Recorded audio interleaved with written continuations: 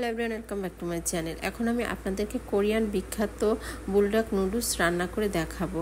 আর নতুন হ্যাবেনারো ফ্লেভারে purple colour প্যাকেজিংয়ের এই noodles আমি প্যাকেটটা খুলে আপনাদেরকে দেখাচ্ছি। এর মধ্যে আছে কেক নুডলস, সাথে আছে ভেজিটেবল আর স্পাইসি সস। তো রান্না করতে লাগছে ডিম, পেঁয়াজ, মরিচ। আপনারা চাইলে চিকেন দিতেও পারেন, নাও দিতে পারেন। তো আমি এখানে 10 মিনিট পানি ফুটিয়ে নিলাম। এবারে আমি কেক নুডলসটাকে ছেড়ে দিলাম। আমি এখানে বুলডগের 2 প্যাকেট নুডলস নিয়েছি। তো আমি নুডলসটাকে 5 মিনিটের মতো সিদ্ধ করে নেব। আপনারা চাইলে পানিটাকে শুকিয়েও ফেলতে পারেন অল্প পানি দিয়ে, না হলে ছেঁকে নিতে পারেন। তো আমি এবারে ছেঁকে নিচ্ছি। 5 মিনিট পরে যখন সিদ্ধ হয়ে আসছে তখন আমি এটাকে ছেঁকে নিলাম। এর জন্য বাড়তি কোনো সস, বাড়তি কোনো কিছুই ব্যবহার করতে হবে না। আমি এবারে কড়াইতে দিয়ে দিলাম পরিমাণ মতো তেল দিয়ে পেঁয়াজ কাটা দিয়ে ভালো করে একটু নেড়েচেড়ে পেঁয়াজটাকে ভেজে নেব। ভেজে নেওয়া মানে একটু পেঁয়াজটা নরম হয়ে আসবে ওরকম করে ভেজে নেওয়া। পেঁয়াজটা তো একটু কাঁচা কাঁচাই থাকবে, কিন্তু ওরকম নরম হয়ে আসবে। ওই পর্যায়ে আমি দিয়ে দিচ্ছি 2টো ডিম দুটো দিয়ে ভালো করে নেড়েচেড়ে মিশিয়ে নিলাম।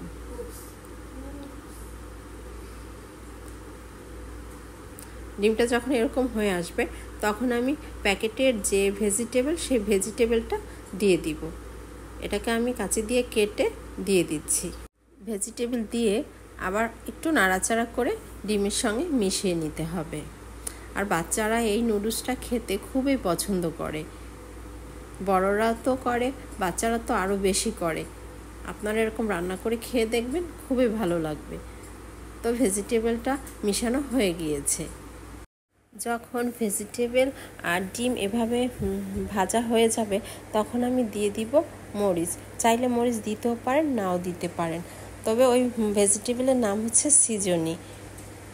এবার আমি দিয়ে দিচ্ছি স্বাদ মতো লবণ দিয়ে আর একটু ভালো করে নেড়ে চেড়ে নিলাম।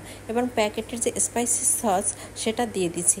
এটা হচ্ছে মেক্সিকোর বিখ্যাত মরিচ হ্যালোপ্যানো, আর সাথে লেবু আর মরিচের 2টি অনন্য ফ্লেভারের এই সস। তো এটা এতটা স্পাইসি হয় যে অল্প দিলেই হয়ে যায়।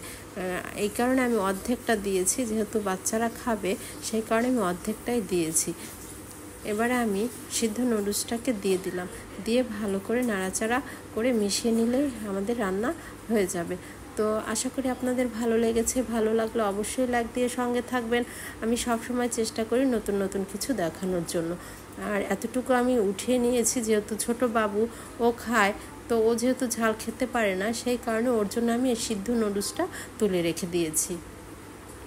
এভাবে 2-3 মিনিট নাড়াচাড়া করে রান্না করতে হবে, তাহলেই আমাদের রান্না কমপ্লিট এবং আমরা এটাকে পরিবেশন করতে পারবো। তো আপনারা যারা এখনও আমার চ্যানেলে সাবস্ক্রাইব করেননি, আশা করব একটি সাবস্ক্রাইব করবেন। যারা করেছেন তাদের প্রত্যেককে অসংখ্য ধন্যবাদ। আর আমি যখনই সময় পাই ফাঁকে ফাঁকে চেষ্টা করি কিছু একটা দেখানোর জন্য। আজকেও এটা দেখিয়েছি, অন্য আরেকদিন আর একটা কিছু নিয়ে আসবো। আর এখন আমি তুলে দেখাচ্ছি। আশা করি ভালো লেগেছে। প্রত্যেককে অসংখ্য ধন্যবাদ আমার এই ভিডিও দেখার জন্য। আমি আবার আসবো অন্য আর একটা ভিডিও নিয়ে। সকলে ভালো থাকবেন। সকলকে অসংখ্য ধন্যবাদ আমার এই ভিডিও দেখার জন্য।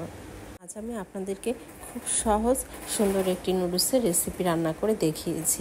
আশা করি আপনাদের ভালো লেগেছে। আর বড়রা কেন, ছোটরাও এই নুডলস খেতে খুবই পছন্দ করবে। তো আপনারাও এরকম রান্না করে খেয়ে দেখবেন। আর ভালো লাগলে অবশ্যই জানাবেন। আমি আবার আসবো অন্য আর একটা রেসিপি নিয়ে। সকলে ভালো থাকবেন। সকলকে অসংখ্য ধন্যবাদ।